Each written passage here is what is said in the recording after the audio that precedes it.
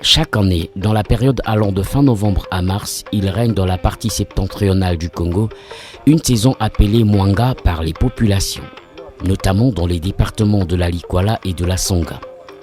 Le Mwanga est une saison sèche, caractérisée par l'absence des pluies et l'étiage des cours d'eau. Pendant le Mwanga, les peuples autochtones se livrent à une pêche très écologique, le doka ou la pêche à la digue. Il leur faut au préalable trouver dans l'immensité de la forêt un cours d'eau pouvant être traversé à gué, cela en parcourant de longues distances à la recherche d'une rivière plus ou moins asséchée. Nous avons suivi un groupe de sémi-nomades du campement d'Okian partis pêcher dans la forêt de Minganga et dans le lit de la rivière Mokosa.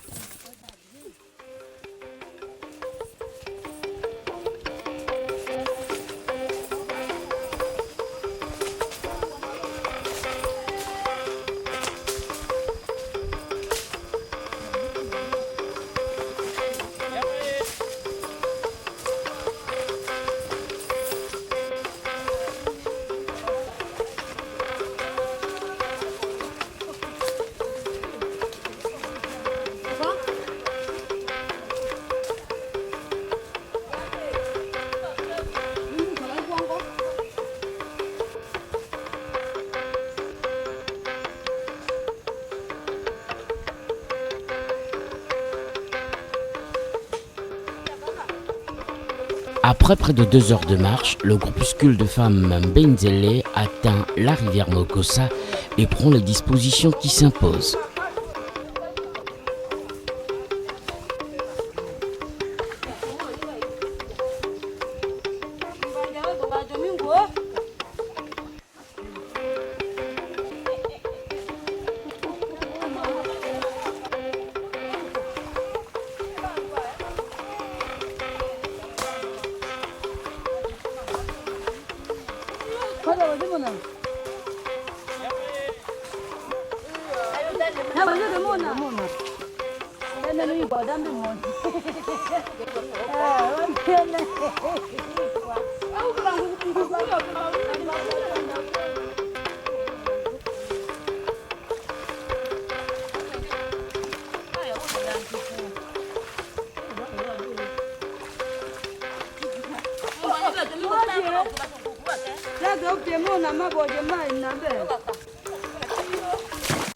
Après le repérage du site de pêche, les femmes de façon collégiale bâtissent une digue à partir de boue et de bois mort.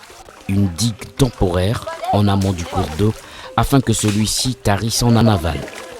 Condition sine qua non à la pratique de cette pêche.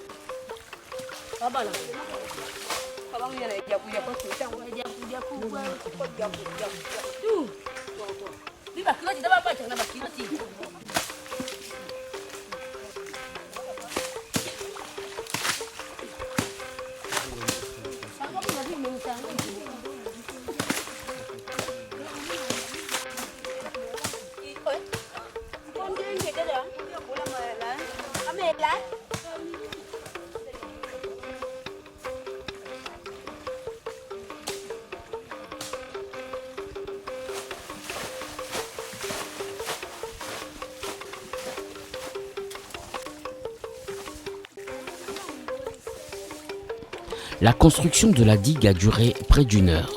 Cette activité est totalement féminine.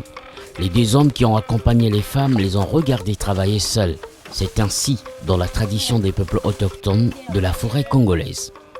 Ce sont ces traditions, avec leur langue menacée de disparition, que la Fondation Chirac protège et promeut en soutenant des initiatives comme celle de la radio communautaire Bissona-Bissau, qui dans ses programmes offre une place de choix à la gestion participative des ressources naturelles forestières et aux us et coutumes.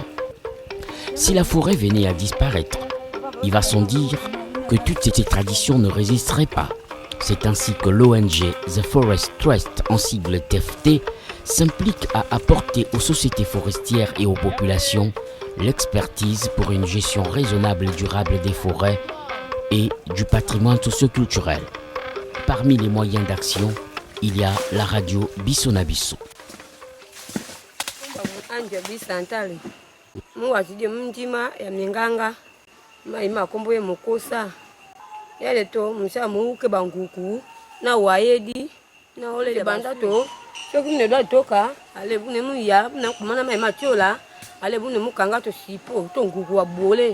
Ale siko na bose moto ne di ba ya kapone di akaopeli na ndenge yei bujola to mabundu na mienge na bekinge na batwa pika bene partout pona mondo ya mesana na su soki timuka nguku ya mesana to moto na moto asale na ndenge yei abosa kana pe to ikwa ya kunja moto na moto na sase wei buje mbosa kame mandambo na jana wache diba gaje na opima deje me diba.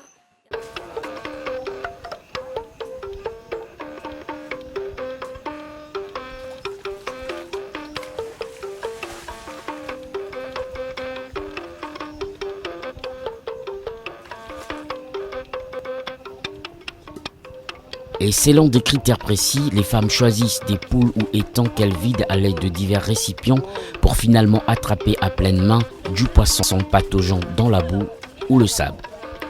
Une chose qui a retenu notre attention, seule la construction de la digue est un travail d'ensemble. La pêche proprement dite est individuelle, une affaire personnelle, l'individualisme. Chacune pour soi et la pêche pour toutes. Pour ces femmes que nous avons suivies, le site n'avait pas été bien choisi. Plus haut, leurs congénères avaient déjà pêché. Elles n'ont trouvé que des frétins de différents types de poissons. C'est aussi cela vivre en harmonie avec ce qu'offre la nature.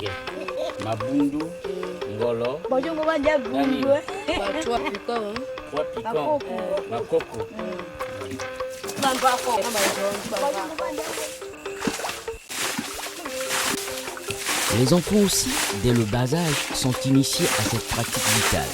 Car chez les Mbengele, un enfant dès l'âge de 11 ou 12 ans doit commencer à se prendre en charge. C'est ainsi que très jeunes, les enfants autochtones ont la maîtrise et la connaissance de la plupart des pratiques nécessaires pour vivre en forêt et de façon autonome.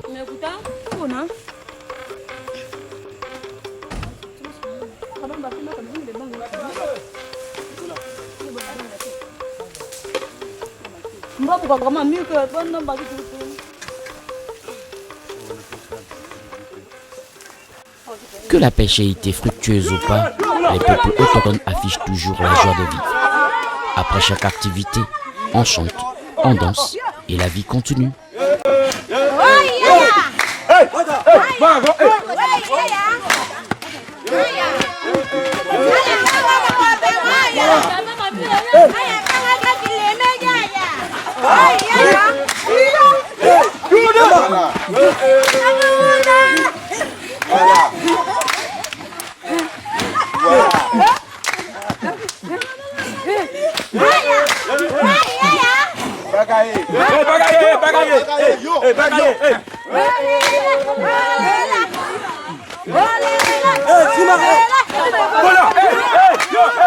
Hey,